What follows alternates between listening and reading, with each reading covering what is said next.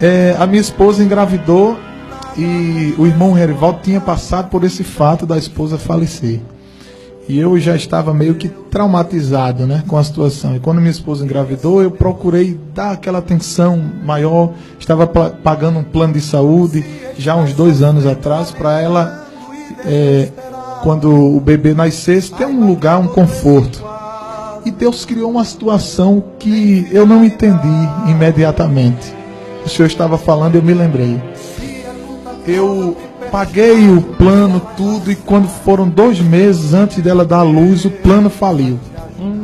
Eu fui para outro plano, não cobriu a carência. Ela teve o bebê, e quando ela teve o bebê, no outro dia ela teve uma complicação e teve que ser transferida para outro hospital, de urgência. O intestino dela paralisou, ela começou a inchar muito, começou a vomitar. E os médicos disseram, nós temos que transferi-la imediatamente, porque temos que fazer uma nova cirurgia, reabrir a cesariana. E eu fiquei perguntando a Deus, por que aquilo tudo? Como o senhor falou, eu fiz tudo certo e deu errado. Eu dizia, Deus, por que isso aqui, Senhor? Eu estou sem entender. E a minha esposa foi transferida para o hospital Otávio de Freitas, em Jaboatão. Justamente no mesmo hospital onde meu pai faleceu no ano de 2000. Não tinha vaga do mesmo jeito que aconteceu com meu pai. Meu pai estava com câncer e ele não tinha vaga, ele ficou no corredor, numa maca improvisada ao lado de uma sala. E minha esposa ficou no mesmo corredor, numa sala, na mesma maca, digo, ao lado da sala que meu pai havia falecido. E na minha mente passava tanta coisa, tantas perguntas, e eu não consegui ir para casa, eu não consegui dormir, e eu fiquei no carro. Eu me lembro que eu coloquei o carro assim na frente do hospital, baixei o banco do carro e disse ao vigilante, o senhor me deixa dormir aqui no carro? Eu disse, fica à vontade, irmão. E quando eu estava no hospital, a primeira lição que Deus me deu é que eu estava confiando muito no plano de saúde. Quando eu cheguei lá no hospital, eu fui mais bem tratado do que no hospital particular. O porteiro era crente, o irmão dos recursos humanos era crente, o vigilante era crente, servo de Deus da nossa igreja, diácono da igreja. Não podia entrar a todo instante, porque minha esposa tinha ido para uma sala que não podia receber visita. Os médicos estavam fazendo os exames, mas ele chegou para mim e disse, olha, quando o senhor quiser entrar, pode entrar, não diga a ninguém não, o senhor vai lá e volta rapidinho, eu lhe dou 5 minutinhos, o senhor vê e volta. E eu fiquei sem entender. As enfermeiras eram crentes, o irmão que estava no plantão veio, atendeu, o maqueiro era crente, trouxe uma maca para ela, trouxe um colchão, e eu ainda perguntando a Deus por que estava ali, né? E Deus usou um irmão na frente do hospital e disse assim para mim, eu, o Senhor, te trouxe aqui para uma finalidade, e vou te dizer qual a finalidade. E eu disse, Senhor, me diga por que eu vim para cá, Senhor. E de repente, pastor Enoque, uma irmã se aproxima de mim, uma irmã idosa, baixinha, bem simples, disse, o senhor é irmão Josafá? Sou, minha amada irmã. Ela disse, o senhor canta um hino que diz assim, eu tinha tudo para não ser nada, mas ele me viu, eu disse, canto. Ela disse, eu sou da cidade de... esqueci o nome da cidade, próximo de Limoeiro, o interior dela, próximo ao interior de Limoeiro, João Alfredo, não é isso? É. Ela disse, eu não tenho TV em casa, mas eu tenho um rádio ligado na Rede Brasil. E eu escuto esse hino. Meu esposo não é crente, mas meu esposo, toda vez que escuta esse hino, ele chora muito. E ele está com câncer em fase terminal. E ele foi transferido aqui para o Otávio de Freitas. E ele chegou para mim e disse assim, minha velha, se um dia eu encontrasse com esse rapaz, esse homem que canta esse hino aí, se ele me falasse de Jesus, eu ia ser crente. Aleluia!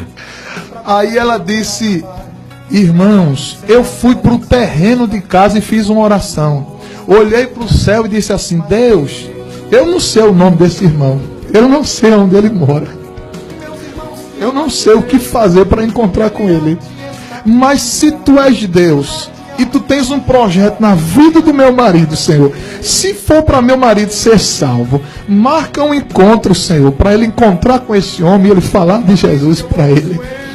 Pastor Enoque, o plano de saúde faliu. Minha esposa foi transferida, o intestino paralisou, houve uma complicação e eu saí de uma clínica particular para o Hospital Otávio de Freitas, no mesmo lugar onde meu pai tinha falecido, para encontrar com esse homem. Fui lá junto dele. Glória. Aleluia. E eu disse assim para ele: o senhor já ouviu um hino assim? Cuidando de ovelhas entre os matagais. E a lágrima dele começou a descer. Ele começou a chorar. E ele não estava mais falando perfeitamente. Estava com oxigênio. Mas eu botei a mão na cabeça dele. Ele estava bem debilitado. E eu disse assim: o senhor quer ser crente? Servir ao mesmo Deus que eu sirvo? E ele balançou a cabeça, dizendo que queria. E algumas pessoas estavam ao redor. E eu coloquei a mão na cabeça dele, fiz uma oração bem baixinho. Depois cantei esse hino e saí. Aquela irmã me deu um abraço. E eu senti a presença de Jesus ali. E ela disse assim: irmão, agora meu marido pode ir embora, porque Jesus já salvou. Glória. Deixa eu lhe dizer uma coisa. A minha esposa estava lá para fazer uma nova cirurgia. No outro dia, Deus estendeu as mãos e ela não foi cirurgia. Aleluia. O intestino voltou para o lugar, não precisou fazer cirurgia. E naquele mesmo dia, Jesus guardou aquele rapaz. Eu posso fazer uma colocação? Glória. Aleluia. Você tinha um plano. Não era um plano? Um projeto. Um projeto. E tinha um plano de saúde, não é? Deus tinha uma realização. O Senhor tinha só o plano, Deus tinha a realização. Aleluia. Aleluia. Oh, glória. Aleluia. Aleluia. Aleluia. Aleluia. Aleluia. Aleluia. Aleluia. Aleluia. Aleluia. Grande, grande é o Senhor. Grande é o Senhor. Grande é o Senhor. Grande é o Senhor. Grande é o Senhor. Não tem preço, não tem preço, não tem preço, não tem preço. É Deus puro.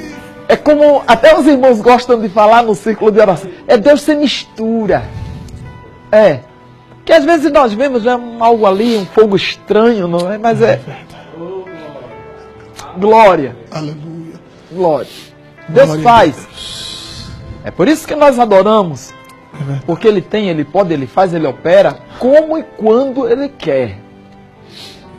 E o hospital ficou, ou melhor, os que estavam lá ficaram impactados pelo poder. Muita gente, uma senhora que estava na frente, se eu sou afastada também, eu disse: volte para Jesus.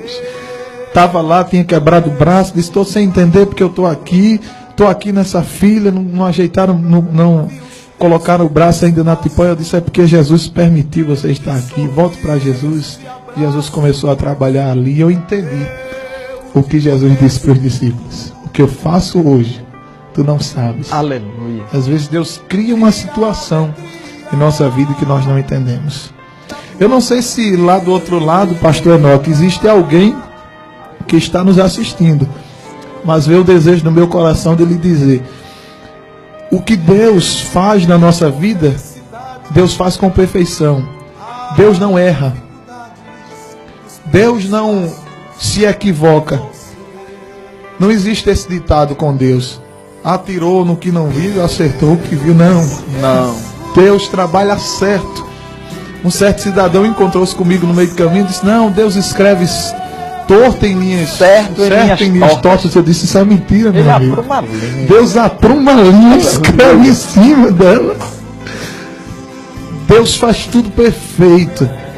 Oh, glória! O que está acontecendo na sua vida é uma perfeição de Deus, é um trabalhar de Deus. Deus criou tudo isso para uma grande finalidade, um grande objetivo. Não abra mão de Deus em hipótese nenhuma por causa dessa situação, porque Deus está no controle da situação. O nosso Deus, ele é tão grande que no meio da tormenta ele consegue fazer um caminho. Aleluia. No meio das crises, Ele consegue fazer um plano.